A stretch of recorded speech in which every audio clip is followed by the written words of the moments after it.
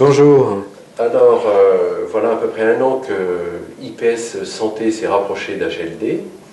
Est-ce que vous pourriez nous dire quels ont été les déclencheurs de ce rapprochement? Qu'est-ce qui a fait que IPS Santé et HLD se sont rapprochés? Alors, en réalité, IPS Santé a changé d'actionnaire et a rejoint le périmètre d'HLD.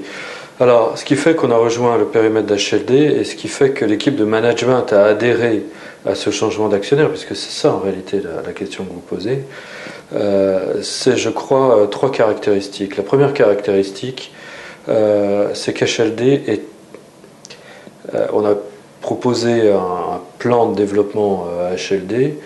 On a eu des discussions approfondies avec l'équipe d'HLD et HLD met les moyens.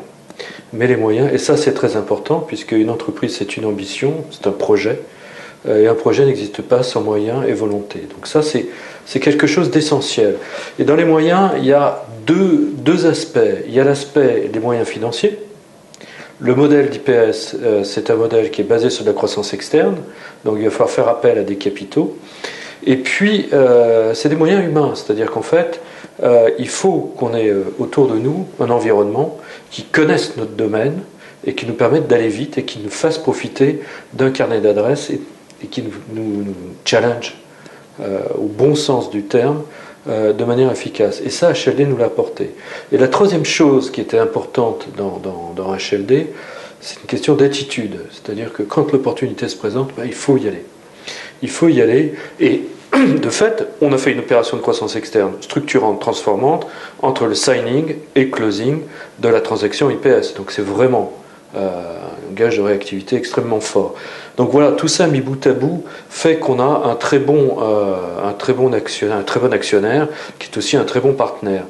Alors HLD a aussi une particularité qui est très importante pour notre secteur. Le secteur de la santé a deux caractéristiques très positives. C'est la pérennité du besoin voir sa croissance et la solvabilisation de la demande, évidemment.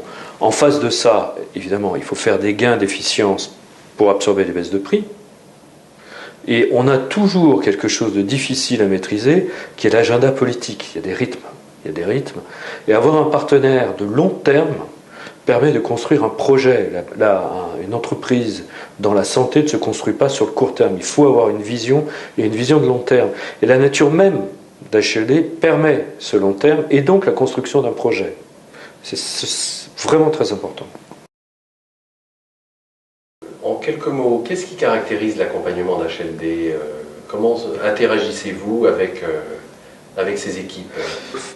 L'interface avec HLD est extrêmement simple, est extrêmement directe, et je dirais extrêmement saine. Alors évidemment, il y a des points réguliers, mensuels, sur l'évolution de l'activité, ce qui est normal, enfin, qu'on retrouve partout. L'autre aspect qui est extrêmement simple, c'est que dès qu'il y a un problème, on en parle, on l'échange, et la vision qu'a HLD est la même que la nôtre, c'est-à-dire que les problèmes sont faits pour être résolus, et la résolution des problèmes permet de la création de valeur. Chaque fois qu'on résout un problème, on augmente la performance de l'entreprise. Et ça, c'est extrêmement positif, et on a un échange qui est très simple, très direct. La vision qu'on peut et qu'on doit avoir de l'entreprise, c'est une vision de projet. Il y a différentes manières d'exprimer un projet. Une manière qui est simple, que tout le monde comprend sans comprendre une industrie, c'est son positionnement dans cette industrie. Nous voulons être le numéro 2 de la prestation de santé à domicile en France, derrière le groupe Air Liquide. Nous voulons saisir toutes les opportunités de transformation de notre industrie. Avec HLD, on a les moyens, le temps et l'accompagnement. C'est vraiment trois ingrédients extrêmement rares à réunir d'un seul coup. Et ça, nous les avons.